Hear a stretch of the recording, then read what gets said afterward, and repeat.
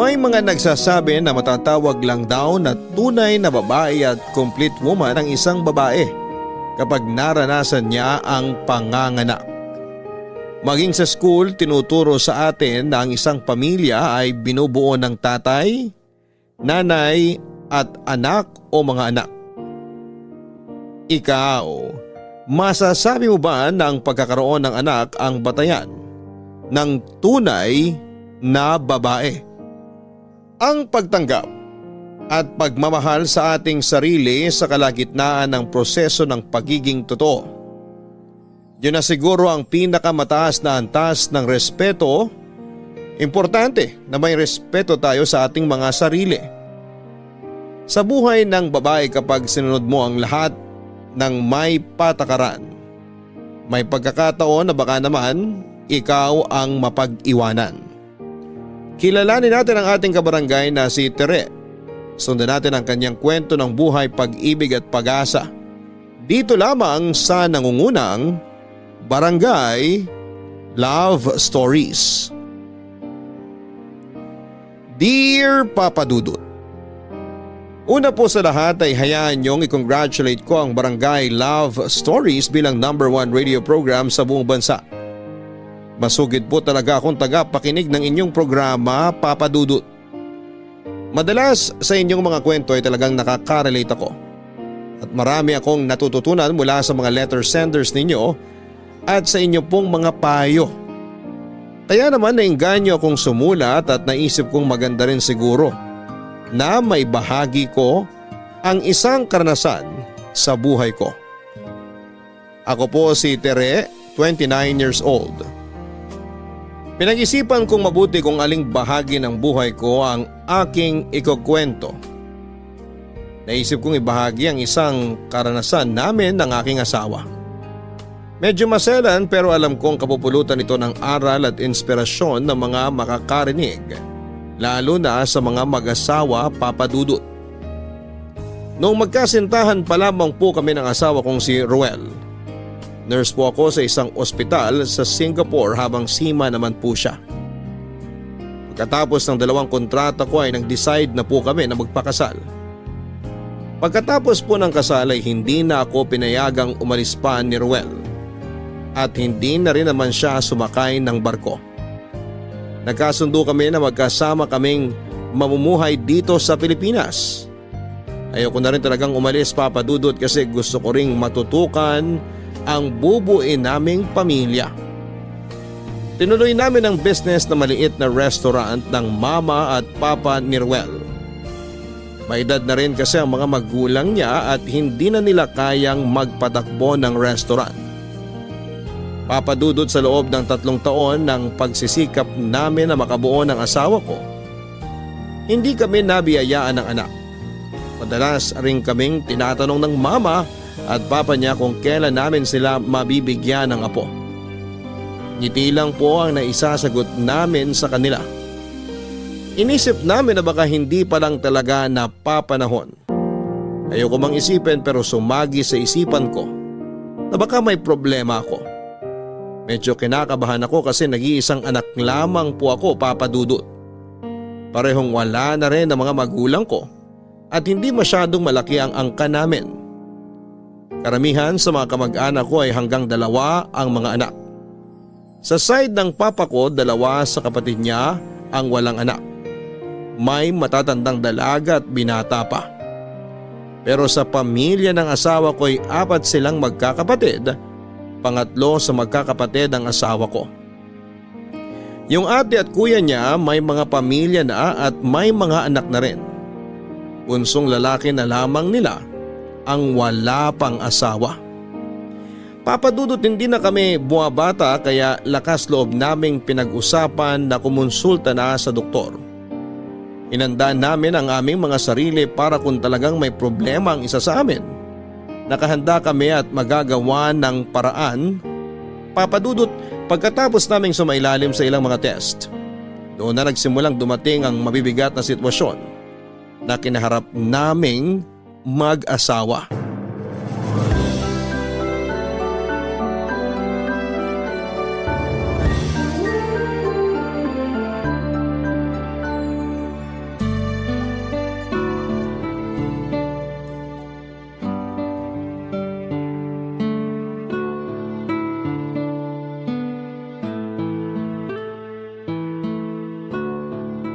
Oh, Han. Akin na nga yung kamay mo. Grabe, Han. Nanlalamig at pinagpapawisan ng mga kamay ko. Oo nga. Ano ka ba? Relax ka lang ha. Nandito ako. At saka kaya natin to. Nag-usap na naman tayo na kung ano man na maging resulta, magkasama natin haharapin yon. Walang iwanan. Ewan ko ba, Han? Hindi mawala ang kaba ko. Parang gustong bumaliktad ng sikmura ako sa sobrang takot at kaba. Han, di ba sinabi ko naman sa'yo? Kung sakaling ikaw yung may problema, hindi kita iiwan. Hindi magbabago ang pagmamahal ko sa'yo. Thank you, Han. Ganon din naman ako sa'yo. Kung sakaling ikaw yung may problema, pinapangako ko rin sa'yo na hindi kita iiwanan at hindi rin magbabagong pagmamahal ko. Okay. Pero wag naman tayo masyadong negative ngayon ha. Hindi pa rin naman natin alam kung anong resulta. Basta ihanda natin yung mga sarili natin. Okay, Han. Sige. Kinakabahan pa rin talaga ako, Han. Okay lang ang kabahan. Pero wag din nating alisin yung pag-asa sa maganda at maayos na resulta, Han. Oh, ayan na pala si Doc. Hi, Doc. Good morning po. Good morning po, Doc. Good morning. Sige, maupo kayo. Thank you, Doc. Salamat po. Nandito na pala sa table ko yung results. Okay, Ruel and Teresa. So, ito na yung results ng mga test ninyo. Handa na ba kayo sa results? Opo, Doc. Nag-usap na naman po kami ni Tere at handa na po kami anuman po maging resulta. Oo nga po, Doc. Okay, ganito. We'll get straight to the point. Ayon dito sa results ng mga test sa inyo, normal lahat ng results ng test mo, Tere. Yung kay Ruel ang medyo may problema. Doc? Nasa akin ho ang problema? Ano pong problema? Han, Ruel, tatapatin kita ha. Meron kang tinatawag na azoospermia o walang sperm ang semen mo. May mga test pa na kailangang gawin sa'yo para malaman natin kung ano ba ang naging posibleng dahilan o mga dahilan. At dedepende sa kung ano ang dahilan ang magiging treatment sa'yo. Yun din yung rason kung bakit magtatatlong taon na kayong sumusubok pero hindi pa rin kayo makabuo kahit ano pang gawin niyong pagsisikap. So nasa akin palang problema, Doc? Baog pala ako? Ano yun, Doc? Wala na akong pag-asa magkaanak? Hindi ko na mabibigyan ng anak ang asawa ko? Ibig sabihin, hindi na kami makakabuo ng pamilya. Han. Hindi naman sa ganon, Ruel. Huwag kang mawala ng pag-asa. Kasi may pag-asa pa kayong magkaanak. May mga paraan. Meron tayong tinatawag na Assisted Reproductive Technology o ART. Ito yung mga paraan para ma-overcome ang infertility. Isang halimbawa niyan ay yung IVF. IVF, Doc? Yes, yung IVF or in vitro fertilization. Ito yung procedure kung saan pagsasamahin ng egg cell mula sa babae at sperm cell mula sa lalaki sa isang laboratorio. Ngayon, yung pinagsamang egg cell at sperm cell, magiging fertilized egg yon. Tapos, i-inject yon sa uterus o sa bahay bata ng babae. Now, bukod sa IVF, meron din namang surgical procedure o operasyon. Pwede ring madaan sa gamutan. Pero gaya nga ng sinabi ko, depende sa dahilan ng azoospermia mo ang magiging treatment sa'yo. So sa ngayon, magre-request ako ng ilan pang mga test para sa'yo, Ruel, para ma-determine natin ang magiging treatment sa'yo. Salamat po, Doc. Yun pong mga paraan na yan, Doc. Usually po, magkano po inaabot? Dederechoin ko na kayo ha. Medyo may kamahalan. Kaya nga mas maganda na mai-consider ninyo ni Ruel sa pag-uusap nyo yung posibleng magagastos. Bibigyan ko kayo ng quotations ng mga procedure para at least meron kayong idea. Thank you po, Doc.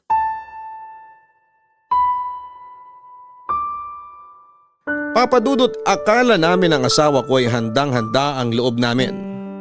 Pero iba pala ang realidad.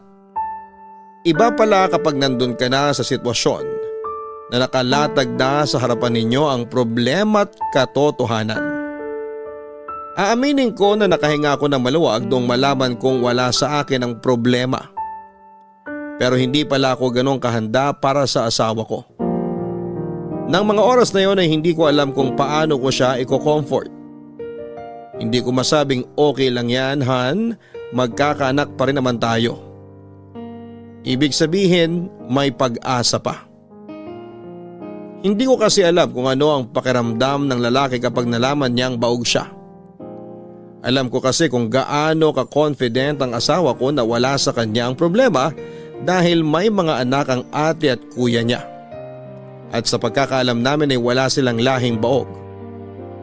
Kitang-kita ko sa mukha niya ang sakit at lungkot ng mga oras na yon. Kahit pa sinabi na ng doktor na may mga paraan pa para magkaanak kami, Papa Dudut. Pag-uwi namin ng bahay ay hindi namin napag-usapan ang nangyari sa klinik.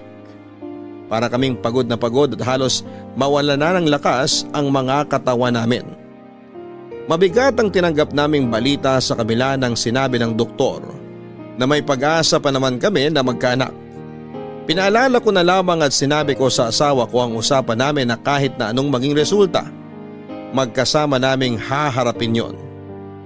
Pero tahimik lamang siya na humiga sa kama. Dumaan ang mga araw, hindi muna ako nagbanggit tungkol doon. Inisip ko na maaring hindi pa niya napoproseso sa isipan niya ang mga nangyari. Maging ako rin naman, Papa Dudut.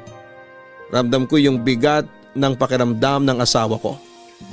Pero patuloy kong ipinapakita sa kanya na nasa tabi lamang niya ako. Sa pagdaan ng mga araw ay unti-unti kong napansin ang ilang mga pagbabago kay Ruel, Papa Dudut.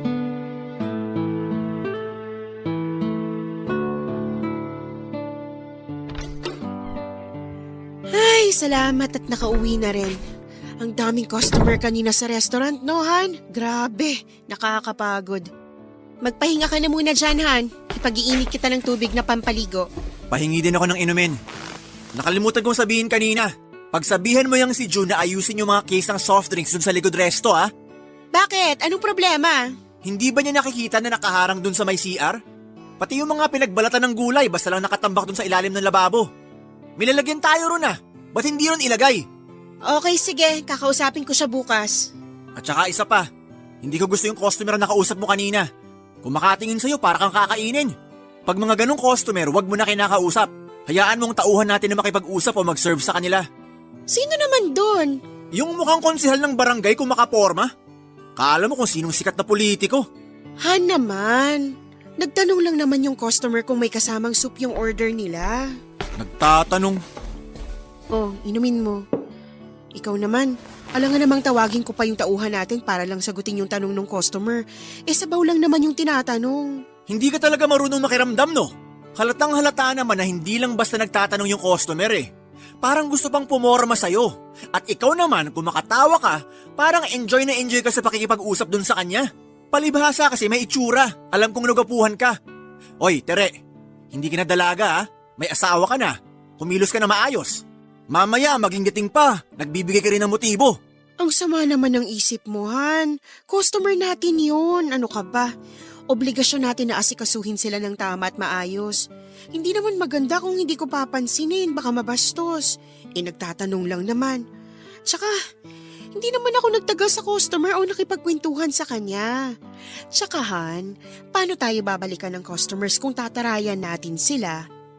Bakit mo naman kasi ako pinag-iisipan na parang nakikipagharutan sa customer? Pambihira ka naman, Ruel. Sinagot ko lang naman yung tanong ng tao. Ano ba naman palagay mo sa akin? Kahit na. Sinasabihan lang kita dahil hindi ko gusto yung mga tingin niya sa'yo kanina. At hindi mo nakita yon. Kabisado ko mga lalaki pag interesado sa isang babae.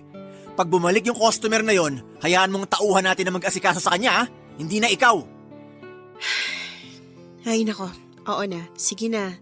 Mag-shower ka na. Mainit na yung tubig mo. Isusunod ko na lang yung tuwalya mo doon. Ihahanda ko na rin yung damit mo.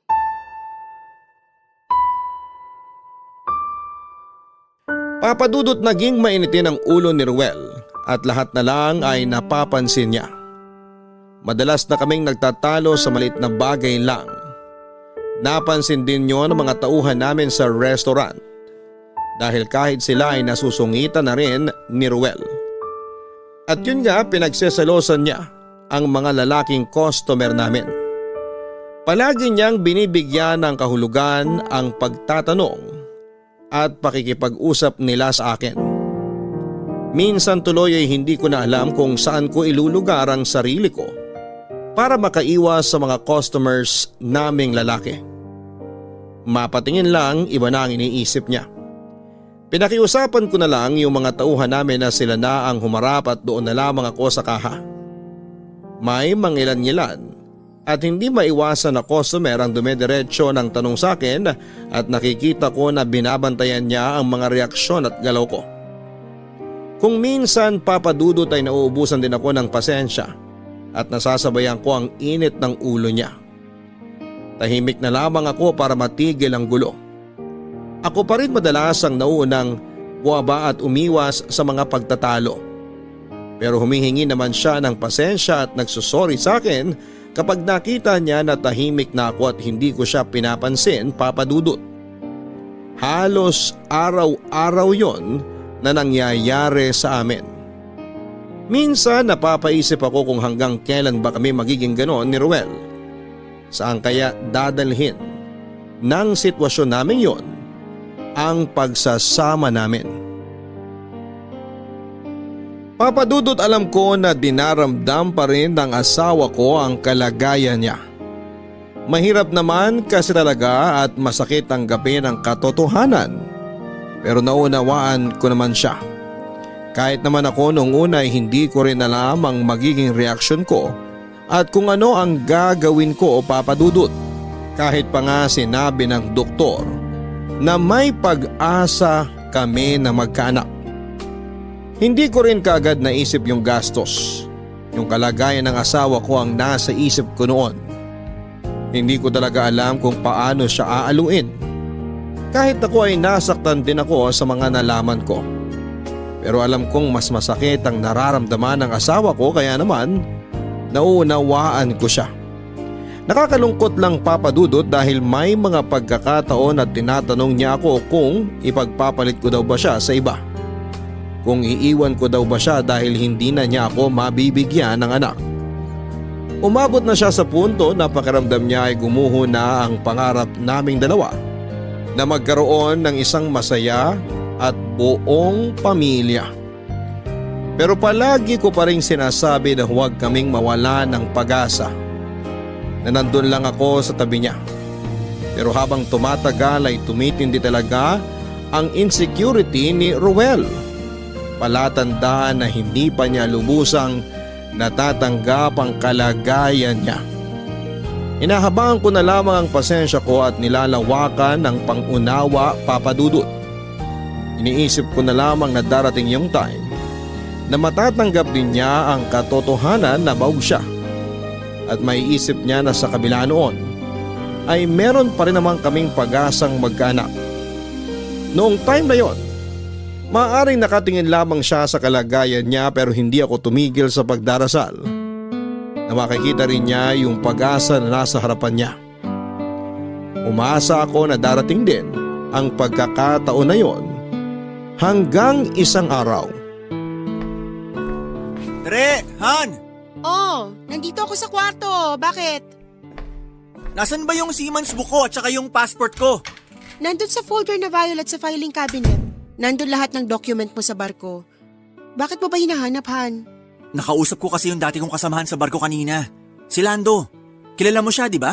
Sabi niya may bakante raw na slot. Kung gusto ko raw, pwede akong sumakay ulit.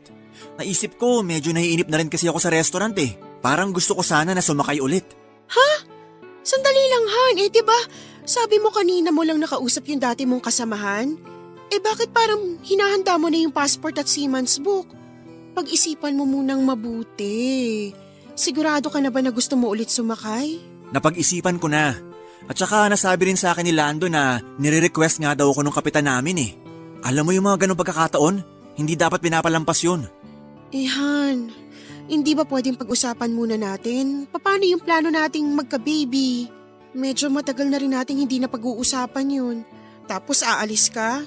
Paano na yun? 1 taon at kalahati lang naman yung kontrata ko kung sakali. At saka sabi ko nga, sayang ang pagkakataon. Imagine, nire-request ako nung kapitan namin. Maganda rin kasi ang record ko. Kaya kahit halos 3 taon na akong hindi nakakasakay, okay lang. Pero Han… Tere naman eh. Hindi pa ba malinaw sa'yo? Alam mo naman na mahal yung IVF, di ba? Hindi natin kaya magbayad para sa ganung klaseng procedure. Yung kinikita natin sa restaurant, sumasapat lang sa mga gastusin natin. Hindi naman kalakihan yung savings natin. At saka yung IVF na yan, para lang sa mayayaman yan. Kung magpapa-opera naman ako bukod sa mahal din, sinabi rin sa atin ng doktor na hindi 100% na sigurado yun. Hindi na rin kaya ng gamutan tong kondisyon ko. Ano pa ba gusto mong gawin ko ngayon? May iba pa namang option, 'di ba? May iba pang paraan. Pwede naman tayong mag-ampon. Tingin ko naman kakayanin natin 'yun. Ano? Magpapalaki tayo at mag-aalaga ng hindi natin kadugo? Kung ikaw kaya mo yon, ako hindi. Malay ba natin kung anong klase mga tao yung mga magulang ng batang aamponin natin? Naman. Han, napaka-imposibleng walang mamanahing ugali yun sa mga magulang niya. At gaano ka kasigurado na walang maghahabol o hahanapin ng batang totoong mga magulang niya paglaki niya? May mga patakaran naman at magiging kasunduan kung sakali. Ipapaliwanag naman sa atin yun bago tayo mag-ampon. Kaya hindi natin magiging problema yung inaakala mong baka may maghabol. Kahit na, ibang tao pa rin yun. Hindi pa rin natin kadugo. Kung ayaw mo sa ampunan kumuha ng bata, edi sa mga kamag-anak natin. Magtanong-tanong tayo. Baka may kamag-anak kami o kayo na pwede nating alagaan at ituring na anak. Yun, kadugo natin. Patano? Ipapaalam pa natin sa kanila na baog ako? Na hindi kita kayang bigyan ng anak? Bigyan mo naman ako ng kahit konting kahihiyan, Tere. At saka isa pa, siguradong yung batang aampunin natin, aalis din sa atin at babalik sa magulang niya pagkatapos nating alagaan, palakihin at pag-aralin. Pwede ba, Tere? Ayoko nang ganun. Tsaka na natin pag-usapan yan. Basta, hindi ko kaya magpalaki ng bata na hindi natin kadugo. Tapos!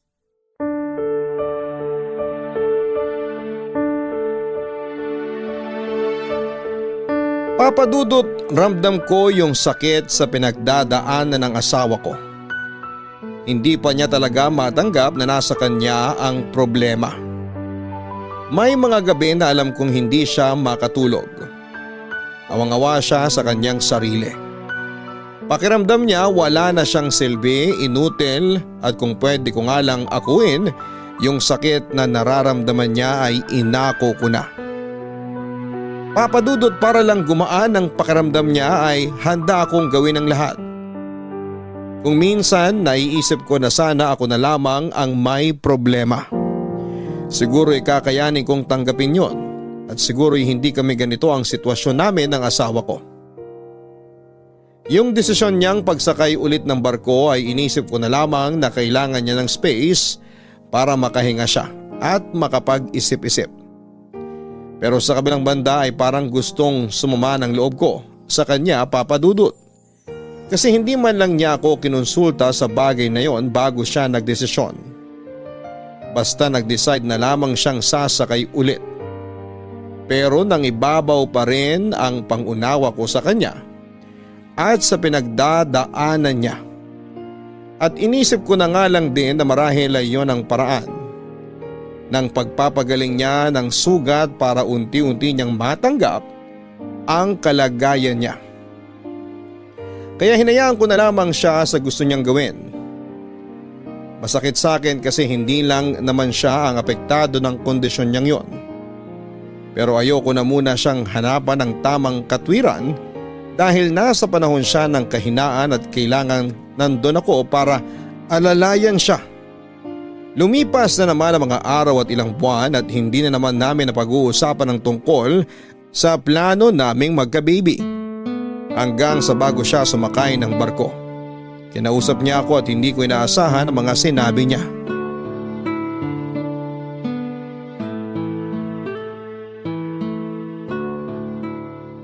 Han, mamaya ka na magsuklay ng buhok mo. Halika, umupo tayo dito sa kama. May gusto lang akong sabihin sa'yo. Ha? Okay, sige. Ano ba yun?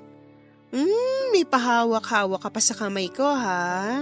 Mukhang seryoso yan, Hana. Pero ang ganda ng ngiti mo.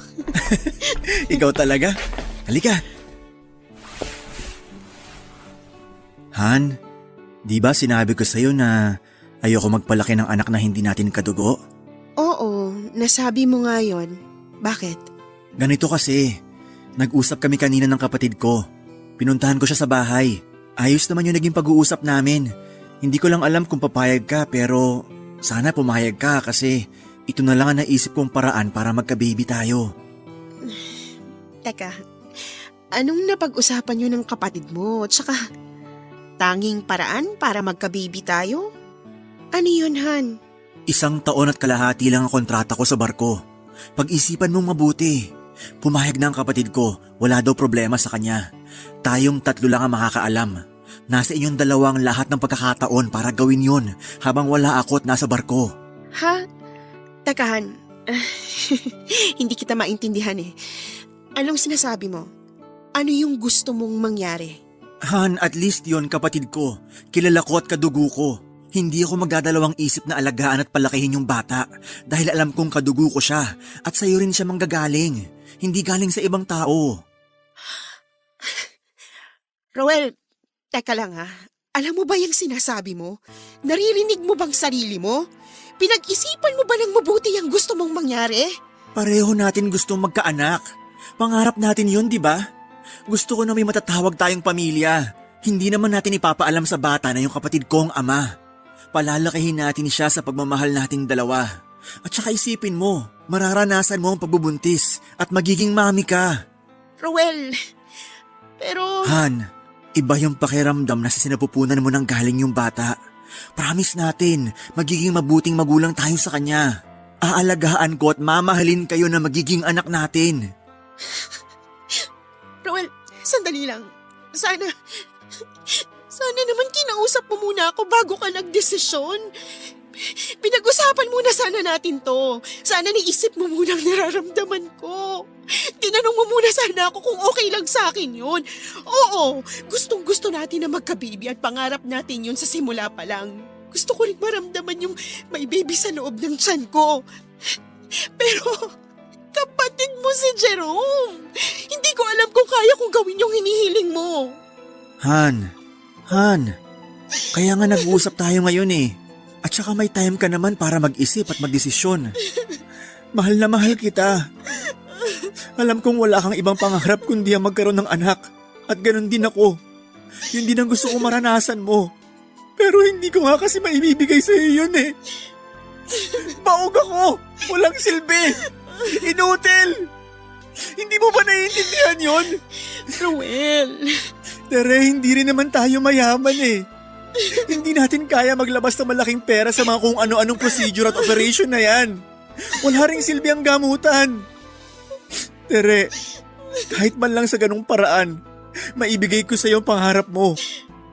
Ginagawa ko lahat to para sa iyo. Dahil mahal na mahal kita. Para sa akin, Roel? Para sa akin nga ba? Para sa akin nga ba o para sa'yo? Ewan ko, Roel. Hindi ko na alam.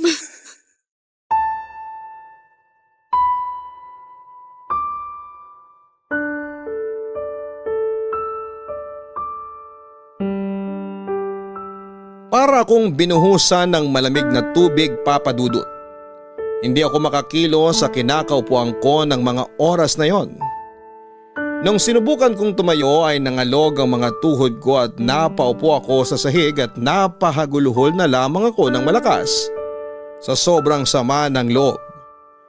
Pakiramdam ko ay para niya akong ipinamimigay sa iba at hindi man lang niya naisip yung mararamdaman ko bilang asawa niya at bilang babae.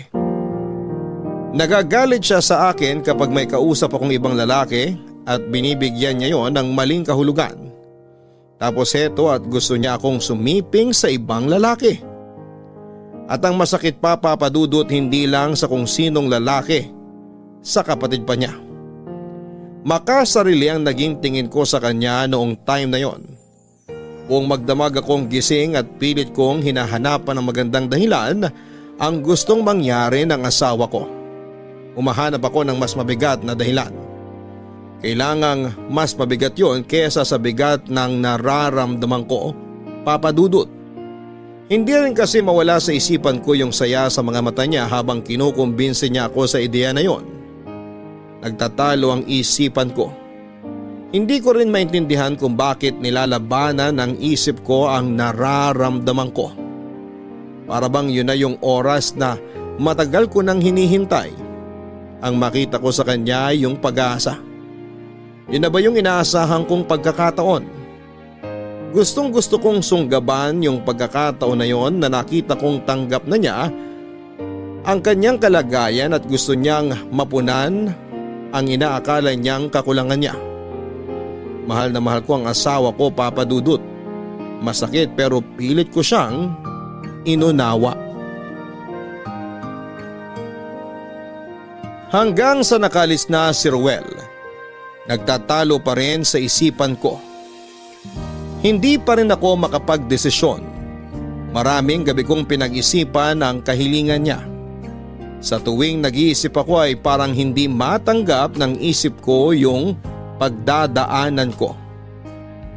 Napakaraming tanong sa isipan ko, Papa Dudut. Una, sisiping ako sa kapatid ng asawa ko. Kakayanin ko bang gawin yon? Pagkatapos naming magsiping ay paano? Kung mabuntis ako ay paano? Dadalhin ko ang sanggol sa loob ng 9 na buwan sa sinapupunan ko na alam ko sa isipan ko na hindi ang taong mahal ko ang ama. Nasaan ang moralidad ko? Anong mararamdaman ko? Anong mararamdaman ni Jerome? Anong mararamdaman ni Ruel? Paano yung bata? Kakayanin ba ng konsensya ko na palalakihin namin siya sa kasinungalingan at habang buhay na pagtatagpa ng katotohanan? Ang bigat po, Papa Dudut, pero sa isang bahagi ng isipan ko ay sumisigaw yung pagmamahal ko sa asawa ko. Yung ginawa niyang sakripisyo para sa akin. Yung ginawa niyang pagtanggap sa inaakala niyang kakulangan niya. At dahil sa kagustuhan niyang mapunan yon, nilunok niya ang pride niya kahit napakasakit para sa kanya. Inarap niya yung malaking insulto sa pagkalalaki niya. At sa akin naman, Papa Dudut, yung kapag ginawa ko yung pakiusap niya, alam kong magiging masaya siya dahil katuparan yon ng pangarap niya, ng pangarap naming dalawa. Papa Dudut, gulong-gulo talaga ako ng panahon na yon. Parang sasabog ang utak ko. Gusto ko munang ibaling sa ibang bagay ang isipan ko. Kaya naman minabuti kong magpaalam kay Ruel. Sa mama at papa niya na babalik ako sa trabaho ko bilang nurse sa ospital. Gusto kong maiba yung mundong ginagalawan ko. Nag-apply ako sa isang public hospital sa Manila at natanggap din naman ako kaagad. Nalibang ako, Papa Dudut, sa aking trabaho. Namiss ko rin ang pagiging nurse at hindi ko namalayan ang paglipas ng mga araw at buwan hanggang isang araw ng day off ko. Nandito yung kotse ni Tere. Nandito kaya siya sa bahay? Sana. Makapag-doorbell nga.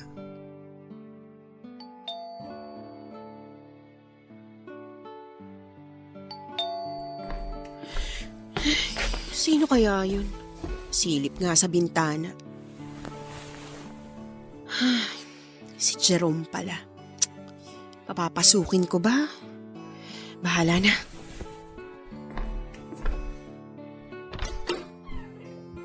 Jerome, napadalaw ka. Halika, tuloy ka. Salamat. Buti nandito ka sa bahay niyo. Akala ko kasi wala ka eh. Baka kako hindi mo lang ginamit yung kotse mo. Nagbaka sakali lang ako. Kanina pa kasi ako tumatawag sa cellphone mo, hindi mo naman sinasagot. Sinubukan ko rin tumawag sa landline niyo kaso hindi mo rin sinasagot. Medyo nag-alala lang din ako. Ganun ba? Upo ka muna. Salamat. Ay, nakaupo rin. Pasensya ka na. Nag-alala lang talaga ako. Baka kasi kung ano na nangyari sa'yo. Tinawagan kasi ako ni Kuya kagabi. Sabi niya, kumustahin daw kita. Tinanong niya kung tinawagan mo na raw ba ako at kung nagkausap na raw ba tayo. Ang sabi ko hindi pa. Kaya pinapunta niya na ako ngayon. Ganun ba? Anong gusto mo? Juice o coffee? Kahit ano, okay lang sa akin. Salamat. Okay, sige. Sandali lang at ikukuha kita sa kusina Tere, Oh, ba't sumunod ka pa rito? gusto ko lang kasing itanong kung nakapagdesisyon ka na. Tere, alam ko na mahirap yung hinihingi ni Kuya. Ang totoo niyan, tumanggi nga rin ako nung una pero naawa kasi ako sa kanya. Lalo na nung umiiyak siya habang nakikiusap sa akin na punan ko raw yung pagkukulang niya sa'yo. Ilang beses ko ring pinag-isipan kasi syempre, asawa ka ng kuya ko eh. Oo nga, at saka, diba, may girlfriend ka? Oo, meron. Takot nga ako malaman din niya eh. Hindi ko alam kung paano ko itatago sa kanya to kung sakali. Malakas pa naman ang radar nun kapag gumagawa ako ng kalokohan. Pag nalaman niya, siguradong ihiwalayan ako nun. Yun naman pala eh. Siguro magandang pag-isipan mo rin muna. Sinabi naman sa akin ni Kuya na tayong tatlo lang ang makakaalam nito. Naniniwala ako kay Kuya. Kilala ko yun. May isang salita yun. Hindi niyo rin daw ipapaalam sa bata kung sakali na ako ang totoong ama. Alam mo Teresa, totoo lang. Mahirap para sa akin to bilang kapatid ni Kuya at bilang isang lalaki. Pero yun ang unang pagkakataon na lumapit at humingi ng tulong sa akin ng kuya ko eh.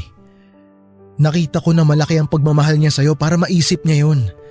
Para makapagdesisyon siya na yun na lang ang paraan para matupad yung pangarap mong magkaanak. Desperado na siya, Tere. Pangarap naming dalawa, Jerome. Hindi lang ako nangangarap na magkaanak. Dalawa kami ng kuya mo. Tsaka, hindi ko pa rin alam, Jerome. Hindi pa ako makapag-decide. Ang hirap eh. Hindi biro yung gustong mangyari ng kuya mo. Mahal ko ang kuya mo. Pero hindi rin naman sigurong masamang isipin ng sarili ko. Yung pagdadaanan ko. At ako magdadala sa bata ng 9 na buwan. Naiintindihan naman kita, Tere eh. Gusto mo ba tulungan kita magdesisyon? Huwag mo nga akong hawakan, Jerome. Please lang. Konting respeto naman. Okay. I'm sorry. Sinabi ko na nga hindi pa ako nakakapag-decide, diba? At hindi ko kailangan ng tulong mo. Pwede bang bigyan niyo pa ako ng konting panahon? At saka ikaw, mag-isip ka rin. Okay, sige. Huwag ka nang magalit. Naisip ko lang kasi sayang yung oras eh. Nandito na ako sa bahay niyo. Tsaka day off mo rin ngayon, di ba? So, anong gusto mo mangyari? Baka kako, pwede na nating gawin para matapos na to. Para hindi na tayo mahirapan. Tsaka isipin mo, isang gabi lang ang sagot sa problema niyo ni Kuya. Tumahimik ka nga. Hindi mo ko kailangang madaliin. At hindi ikaw ang magdedesisyon. Teka, Tere! Umalis ka na, Jerome! Labas! Pero… Sabi ng labas eh! Lumabas ka na! Tsaka na tayo mag-usap! Okay, sige. Hindi mo naman ako kailangan ipagtulakan. Aalis na ako. Lalabas na ako. Tawagan mo na lang ako kapag handa ka na. Pero sana, maisip mo yung saya na maibibigay mo kay Kuya. Pahalagahan mo sana yung sakripisyo niya. Tsaka pahalagahan mo rin sana yung dahilan kung bakit siya nagsasakripisyo para sa'yo. Umalis ka na!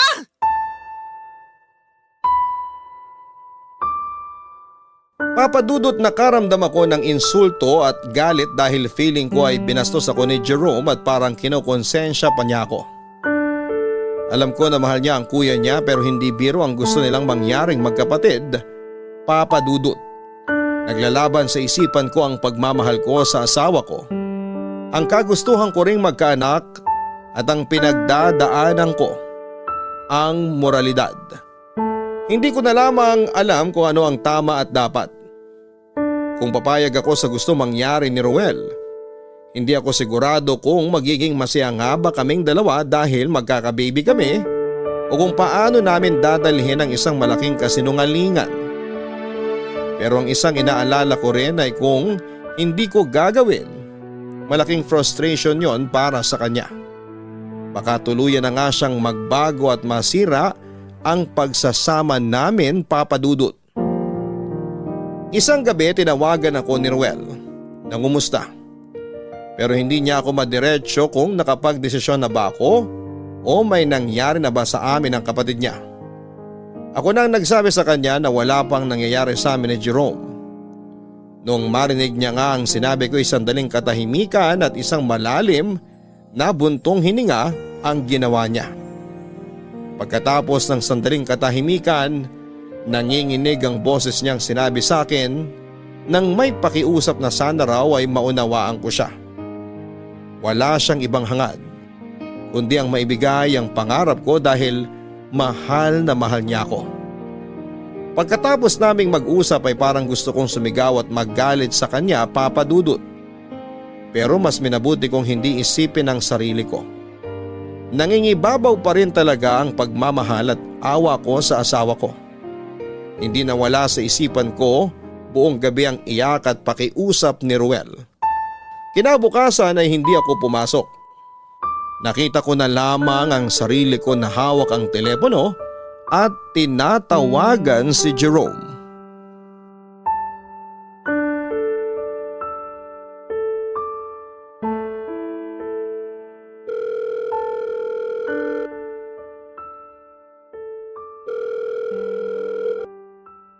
Hello?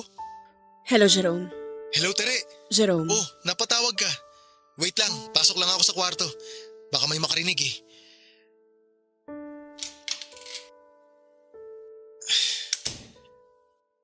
Ayan, sandali upo lang ako sa kama para mas komportable. Buti tumawag ka.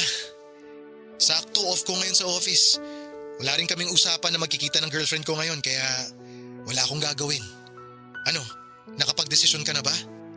Napag-isipan mo na ba yung proposal ni Kuya? Kung gusto mo, pwede kitang sunduin dyan sa ospital ngayon. Antayin kita hanggang matapos yung duty mo para hindi ka na mahirapan bumiyahe. Dinner time. Dito sa bahay. Okay, pero wala ka bang pasok ngayon o hindi ka pumasok? Anyway, sige, walang problema sa akin. Diretso na ako dyan mamayang dinner time. Diyan na ako sa bahay niyo tutuloy. Magdadala ba ako ng pagkain o order na lang tayo? Pa-deliver na lang tayo siguro para walang abala. Sa tingin mo? Magdadala na rin ako ng wine para mas okay. Promise, Tere. Mabilis lang yon. Sisiguruhin kong hindi ka...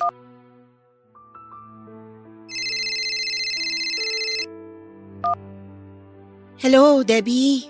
Hello sis? Hindi ka raw papasok sabi ni Ma'am Gina? Masama daw pakiramdam mo? Nilalagnat ka ba? May ubo, sipon? Ano bang nangyari sa'yo? Wala naman akong lagnat. Hindi rin ako inuubo o sinisipon. Masakit lang talagang ulo ko pagising ko tsaka medyo masakit ang katawan ko. Itutulog ko lang siguro to. Mamaya okay na ako. Ganun ba? Naku baka tumuloy sa lagnat tapos trangkaso yan ah. Uminom ka na ba ng gamot? Oo, nakainom na ako ng gamot kaya medyo bawas na rin yung sakit ng ulo ko. Buti naman. Kailangan mo ba ng kasama? Pwede ako mag-undertime mamayang after lunch para masamahan kita dyan. Magpapaalam ako kay Ma'am Gina. Hindi na sis, pahinga lang to. Hindi mo na kailangang pumunta at samahan pa ako rito. Sakit lang ng ulo to, ano ka ba? Okay lang ako. Nakakakilos pa naman ako, no? Salamat. Sure ka ha? Kasi pwedeng uwi lang ako saglit tapos kuha lang ako ng gamit sa bahay then fly na ako dyan. Hindi na nga, okay nga lang talaga ako. O sige, puntahan na lang kita mamaya pag out ko. Dadalang kita ng dinner. Naku, wag na. Okay lang talaga ako sis. Ito naman parang sira. Tsaka tumawag din ng mama ni Roel. Pupunta sila ni Papa mamayang lunchtime kaya hindi naman ako mag-isa dito sa bahay. Wow, ang sweet ng mga biyanan mo. Buti naman kung ganun. At least may makakasama ka dyan kahit papano. Oo nga eh. Sabi ko nga wag na rin silang pumunta kasi kaya ko naman. Kaso mapilit si mama eh. Baka magtampo naman pag tinanggihan ko. Ay ganun? Pero ako okay lang na magtampo. Ay, Gaga, ano ka ba? Ikaw naman kasi naiintindihan mo pag sinabi kong hindi malala tong kalagayan ko. Tsaka, alam mo naman yung konting sakit lang ng ulo. Daanin lang sa pahinga okay na.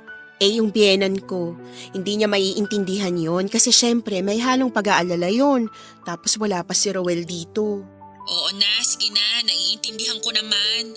O siya sige, magpahinga ka na nga.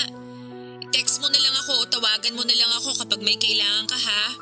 O kung hindi matutuloy yung mga biyanan mo para ako na lang ang pupunta dyan. pwede dyan na rin ako matulog para sabay na tayong pumasok bukas. Okay, sige. Salamat ulit sis ha. Tatawagan kita mamaya pag okay na ako. Tulog muna ako. Salamat ulit. Okay ka lang talaga ha? Oo nga. O sige, ingat ka. Bye! Bye. Thank you.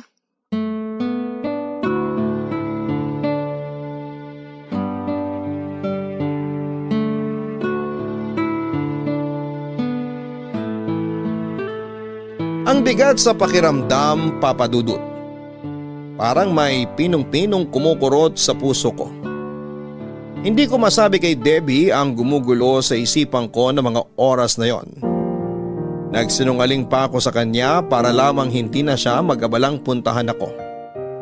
Nag-alala ako baka maabutan niya si Jerome sa bahay. Pero kahit paano ay gumaan ang pakiramdam ko nang tumawag si Debbie. Medyo nalihis yung atensyon ko. Alam mo Papa Dudut, masaya ako sa kaibigan kong si Debbie. Lalo na kapag pinapatawa na nga niya ako at kinikwentuhan ng kung ano-anong mga kalokohan. Masaya talagang kasama ang kaibigan ko na yon. Wala kaming malungkot na moment. Para bang wala siyang problema. Ang gaan-gaan niyang kasama. Pagkatapos niyang tumawag, bumalik na naman yung bigat na nararamdaman ko. Papa Dudut, dahil sa pagmamahal ko sa asawa ko ay minabuti ko na lamang na sumunod sa kung ano ang mangyayari at kung saan ako dadalhin ang naging desisyon ko. Wala akong ganang kumain kaya buong maghapon na lamang akong humiga sa kama. Nakatingin sa kisame pero blanko ang utak ko. Sinubukan kong manood ng movie sa cellphone ko. Pero natapos yung movie, wala akong naiintindihan. Hanggang sa naisipan kong magdasal, Papa Dudut. Nakiusap ako sa Panginoon. Inilabas ko yung bigat na nararamdaman ko sa loob ko. Ibinigay ko sa kanya ang nagtatalo kong isip at hiniling na bigyan niya ako ng lakas para harapin ang alam kong pagsubok na nasa harapan ko. At kung ano't anuman ay ihanda niya ako. Pagkatapos kong magdasal, naligo ako. Hindi ko alam pero basta ko na lamang kinuha yung susi ng kotse at nag-decide akong umalis ng bahay. Nag-message ako kay Debbie na okay lang ako at huwag na niya akong alalahanin. Pumunta ako sa isang lugar kung saan ay walang nakakaalam at walang makakasunod.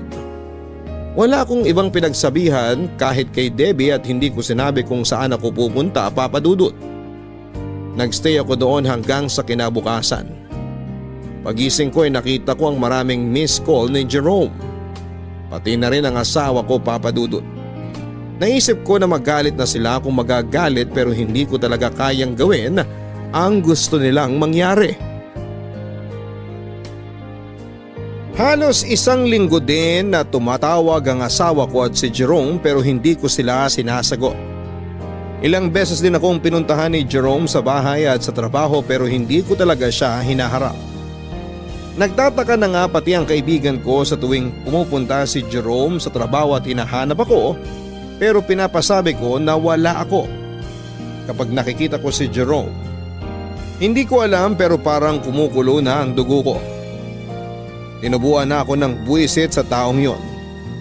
Hindi ko naman masabi sa kaibigan ko kung ano ang dahilan. Kaya ano-ano na lamang ang dinadahilan ko sa kanya. Hanggat may tatago ko ang mga nangyari ay itatago ko, Papa Dudut. Sinasalang-alang ko rin kasi ang asawa ko. Kung sasabihin ko sa kaibigan ko baka hindi niya maintindihan at mag-iba ang tingin niya kay Ruel. Magagandang bagay lang din kasi ang nagkikwento ko sa kanya tungkol sa asawa ko. Hanggang siguro'y napagod na rin si Jerome at tumigil na rin sa pagtawag at pagbunta sa bahay at trabaho ko. Inisip ko na naiintindihan na rin niya ako. Na ayaw ko siyang makausap at alam na niya ang desisyon ko. Kaya hinayaan na niya ako. After a week ay sinagot ko na nga mga tawag ng asawa ko pero puro lang siya pangungumusta. Hindi na siya nagbabanggit tungkol sa nangyari, Papa Dudut. Hindi na rin namin napag-uusapan yung tungkol doon sa tuwing tumatawag siya. Kinukumusta na lang niya ako sa trabaho at ako naman ay puro mga tungkol sa nag-handle kong mga pasyente ang nakukwento ko sa kanya. At yung mga paglabas-labas namin ni Debbie. Binigyan ko ang sarili ko ng oras para mag-isip, magdesisyon at panindigan ang naging desisyon ko. Tuloy pa rin ang trabaho ko sa ospital, Papa Dudut. At paminsan-minsan ay binibigyan ko rin ng time ang kaibigan ko at mga kasamahan ko sa trabaho kapag nagyaya silang lumabas at mamasyal after ng duty. Pero sadyang makulit ang kaibigan ko. Halata niya sa akin kung meron akong problema o gumugulo sa isipan ko. Tinatanong pa rin niya kung may problema ako. Kahit kasi tumigil na si Jerome sa pangungulit at wala na ring binabanggit ang asawa ko, tungkol sa mga nangyari ay hindi pa rin talaga mawala sa isip ko. At paminsan-minsan ay napapatulala pa rin ako kapag naaalala ko yon. Minsan siguro yon ang nakikita sa akin ng kaibigan kong si Debbie.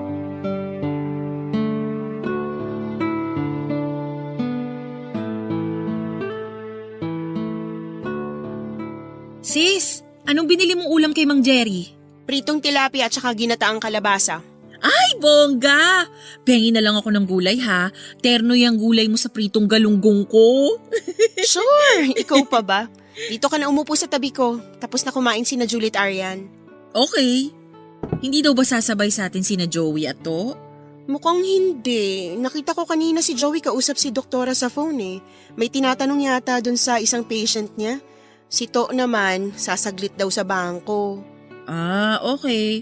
Anyway, tamang-tama lang naman pala, at least solo natin tong pantry. May gusto na rin akong itanong sa'yo. Ilang araw ko nang napapansin na medyo parang tahimik ka eh. Pag ganyang wala kang imik, kulang sa vitamin sa mga joke mo.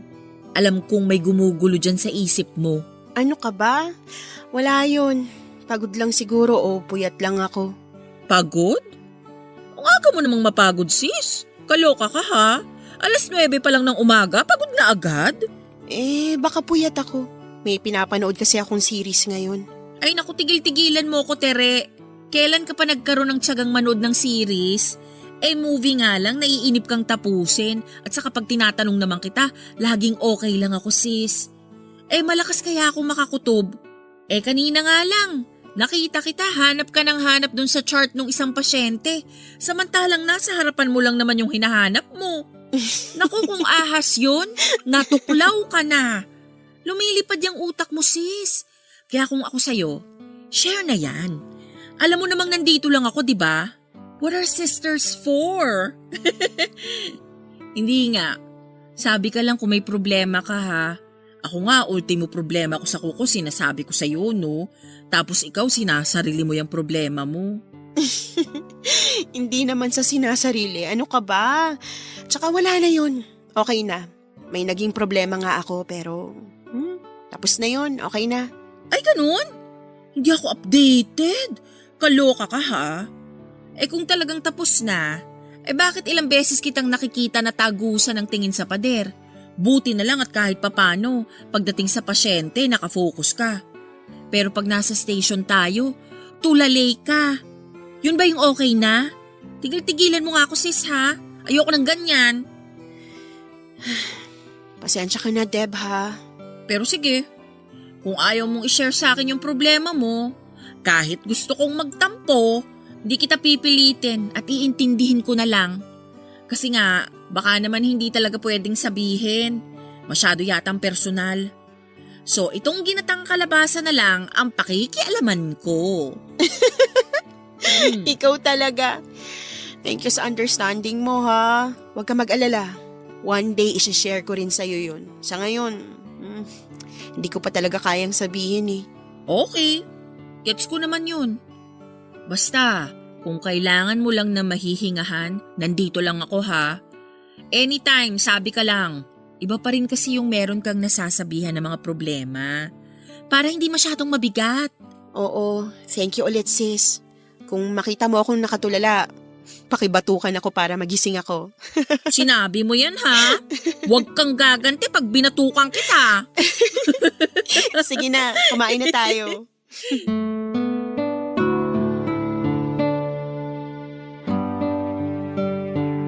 Papadudot, totoo nga yung kahit na hindi mo masabi sa kaibigan mo ang mga problema. Pero yung malaman mo na handa silang makinig sa iyo at nandyan lamang sila para sa iyo, sa akin ay sapat na yon.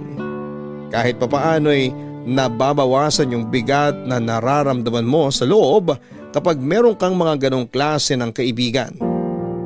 Pero yun na nga, nung time na yon, hindi pa rin talaga ako handang magsabi sa kanya. At masaya naman ako dahil kahit ganoon, nakuha niya akong unawain. Pero paminsan-minsan ay natatawa na lamang ako kapag nagpa-follow up siya at nagpapa-update.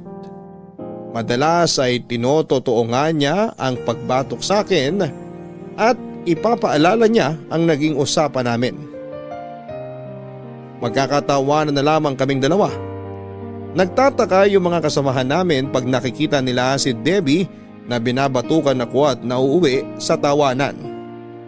Maya-maya nagtatanong na yung mga kasamahan namin kung ano daw ba ang pinagtatawanan namin at bakit daw ako binabatukan ni Debbie. Tawa na lang din ang sinasagot namin sa kanila. Para daw kaming mga sira, ang lakas daw ng tama namin ng kaibigan ko. Pero alam mo, Papa Dudut, masaya ako kasi kahit papaano ay may kaibigan ako at kasama na tumatawa kahit na hindi niya alam ang problema ko at sa kabila noon, nauunawaan niya ako. At palagi niyang pinapaalala sa akin na nandun lang daw siya at nakahanda siyang makinig sa lahat ng problema ko. Malaki din talaga ang pasalamat ko sa Diyos dahil binigyan niya ako ng pagkakataon na makilala ko ang kaibigan kong si Debbie. Sa sobrang busy namin sa trabaho, Papa Dudut, ay hindi ko na rin namalayan ang paglipas ng mga araw. Hanggang sa natapos na ni Ruel ang kontrata niya at isang gabi ay dumating na lamang siya nang walang pasabi.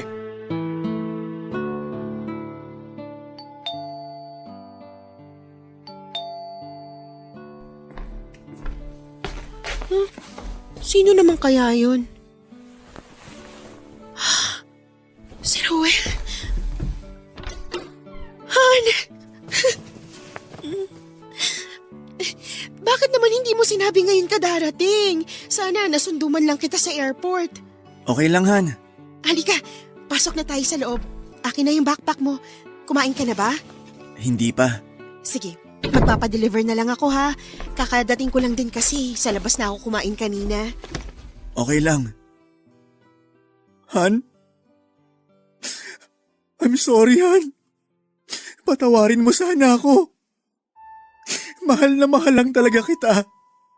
Wala akong ibang ginusto kundi ang tuparin na pangarap nating dalawa. Lalo ng pangarap mo. Han, alam ko naman yun. Hindi mo na kailangang sabihin pa. Alam ko rin kasing mahalaga sa isang babae na maranasan ang pag-aalaga ng sanggol sa tiyan niya ng 9 na buwan. Hanggang sa ipanganak niya to. Isa yung experience na ayokong ipagkait sa'yo dahil lang sa pagiging inutil ko. Han, naiintindihan kita. Naiintindihan kong nararamdaman mo. Pero sana kinausap mo muna ako bago ka nagdesisyon. Hindi mo dapat sinulong problema eh. Wala namang bagay na hindi natin mapag-uusapan ng maayos dahil mahal natin ang isa't isa, diba? Tama ka, Han. Naisip ko lang kasi, paano ka? Hindi na kita mabibigyan ng anak. Han, di ba noon pa man, nag-usap na tayo na sabay nating haharapin ano man ang maging resulta ng check-up natin. At lagi kong pinapaalala yun sa'yo. Pero hindi na itong time para magsisihan pa tayo. Nangyari ng mga nangyari. At isa pa, napatawad na kita. Salamat, Han. Maraming salamat. Halika nga rito. Payakap nga ako ng mahigpit.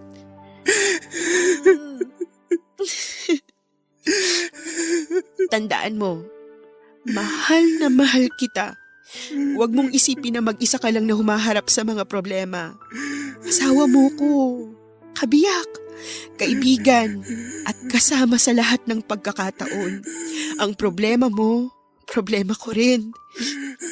Tumingin ka sa akin, Han. Gusto kong sabihin sa'yo na ikaw ang pinakamahalaga sa buhay ko At gusto kong malaman mo na hindi ka kulang. Walang kulang sa'yo. Sadyang hindi lang tayo perpekto. At wala namang taong perpekto. Yung malaman ko na kaya mong kalimutan ng sarili mo para sa akin, para sa pangarap ko, sapat na yun. Sapat ng pagmamahal mo sa akin at pagbibigay ng halaga. At yung pagmamahal mo, yun ang kumumpleto sa akin bilang babae. At bumuo sa pagiging babae at pagkatao ko. Mahal na mahal kita, Tere. Mahal na mahal kita. I'm sorry. Sorry talaga. Han, walang perpektong pagsasama. Pero dahil sa pagmamahal natin sa isa't isa, kaya nating tumayo ng magkasama sa lahat ng pagsubok na dumarating at darating pa sa atin. Maraming salamat, Han. Salamat. Salamat sa pagmamahal mo. Sa pag-unawa mo. Sa pagpapatawad at pagtanggap. Mahal na mahal kita, Han. Mahal na mahal din kita.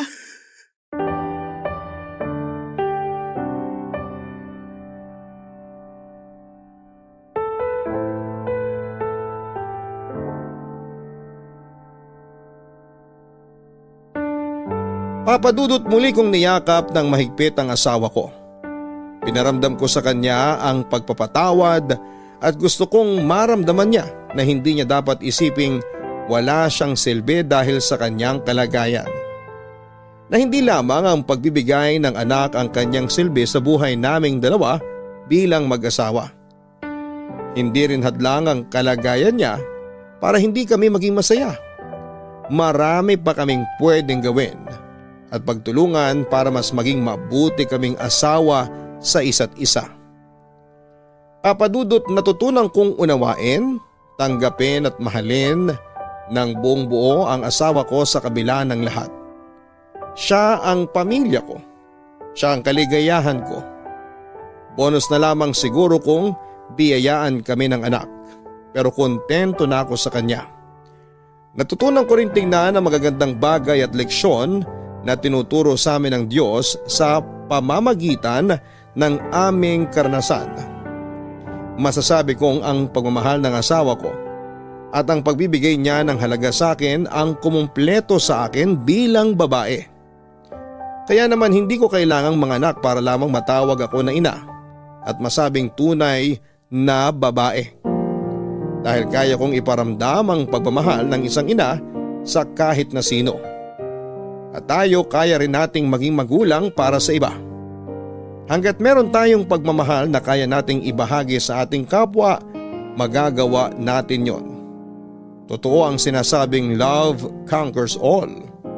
Kaya pagtagumpayan ng pag-ibig ang lahat ng paghihirap, pagdurusa at mga pagsubok sa buhay. Ang paglapit din sa Diyos ang mabisang paraan sa pagtugon sa kahit na anong problema. Papadudot, maraming salamat sa pagkakataon na maibahagi ko ang aking kwento. Sana po'y magsilbing inspirasyon at sana ay marami ding napulot na aral ang inyong mga tagapakinig. Ang inyong forever kapuso at kabarangay, Tere. Mga kabarangay, hindi batayan ng pagiging tunay na babae ang pisikal na pagsilang ng sanggol. Hindi ang pagkakaroon ng anak ang magsisilbing metro ng tunay na pagkababae ng isang babae. Ang tunay na babae ay yung marunong tumayo, manindigan, kayang ipaglaban ang kanyang pag-ibig at kayang yakapin maging ang kahinaan ng taong kanyang minamahal. Lagi din nating tatandaan na sa mundong ginagalawan natin, wala talagang perpektong tao. Walang perpektong pagsasama. Walang perpektong relasyon. Tanging Diyos lamang ang perpekto. Naging daan ang pagdarasal ni Teresa sa Diyos, kaya nagkaroon ng kayusan ng kanyang problema. Ang paghiling niya ng gabay at lakas ng loob sa Diyos ang patunay lamang na hindi tayo nag-iisa sa ating mga buhay. Nandyan lang ang ating Diyos na handang umalalay at pwede nating tawagin anumang oras. Hinding-hindi niya tayo bibiguin tulad ng ginawa niya kina Tere at Ruel. Naway kinapulutan ninyo ng aral sa buhay ang ating kwento. Muli maraming salamat mga kapuso't kabarangay sa inyong pakikinig sa Barangay Love Stories. Hanggang sa muli, ako po si Papa Dudut sa mga kwento ng pag-ibig, buhay at pag-asa sa Barangay Love Stories number 1. Sabay-sabay nating pakinggan ang iyong kwento ng pag-ibig, buhay at pag-asa. Ipadala lang sa barangaylovestories@yahoo.com. Nagustuhan ng iyong napakinggan? Ituloy yan via live stream sa www.gmanetwork.com/radio.